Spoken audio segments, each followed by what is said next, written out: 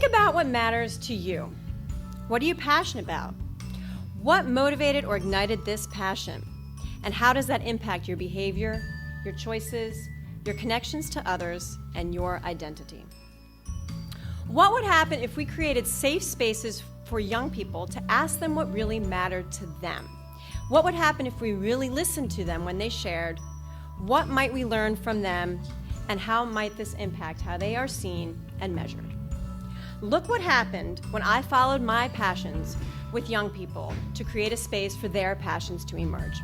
I started teaching in Baltimore City in the 90s, and I immediately fell in love with these creative, ambitious, sometimes challenging, creative, and always insightful students.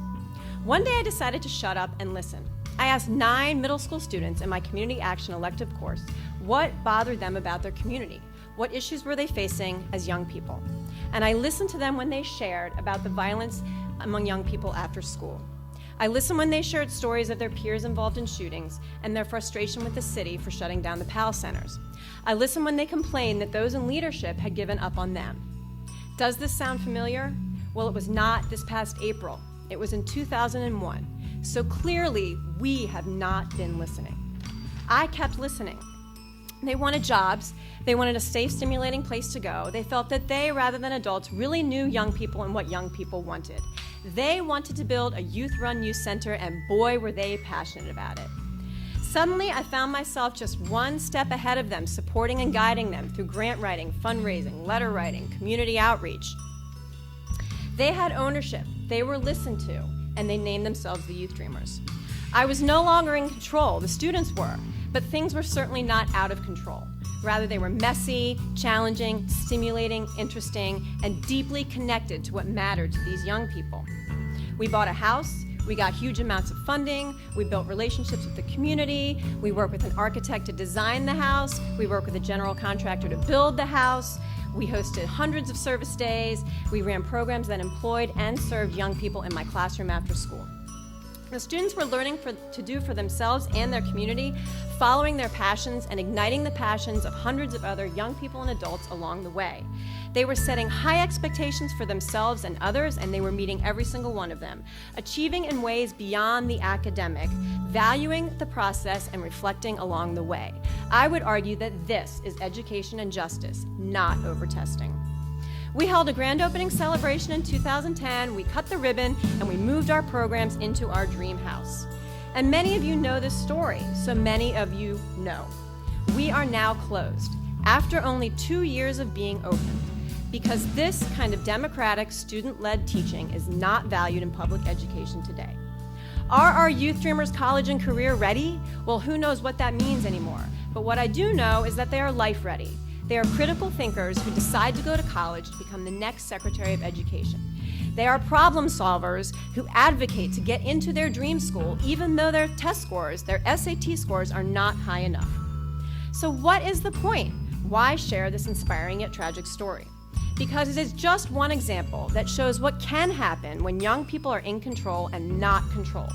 What happens when we step out of the current frameworks that maintain the status quo and alienate our young people? So how do we create safe and equitable spaces for young people to be in control, to share what matters to them and to be heard, to have their passions, needs, and concerns become the foundation of their schooling? How do we demand that this is valued, and not just in private schools and county schools and charter schools, but in all schools? Schools should belong to students. Let's take them back from the powers that be and put them in the hands of those who have most at stake. First, let's gather stories of passionate youth-led initiatives and put them out there to drown the voices of those who are making decisions in the best interest of students. Next, let's value this work by funding it. Let's take a moratorium for 1 year on testing. I propose that we take all that money, throw it in a pot, and let schools apply for it. Let's bring together teams from schools, administrators, parents, teachers, students. Let's give them space to share their hopes and dreams and really be listened to.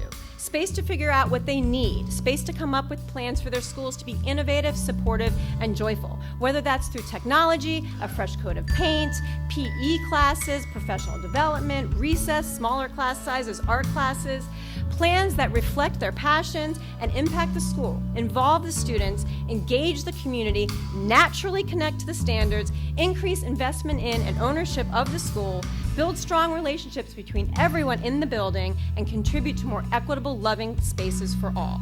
And let's challenge Baltimore funders to match that funding to support these needs and to celebrate the results. And you may say that I'm a dreamer, but I know I'm not the only one. An endless supply of funds, $19 million for test fees alone in 2015, are being spent on what does not work. Why don't we spend it on something that does? And for the record, we can measure this, report on it, learn from it, and assess students throughout, and it will last well beyond the project itself in the skills learned, the relationships built, the leadership experiences, and the life lessons they learn along the way. Let's get back to what matters and imagine what can be.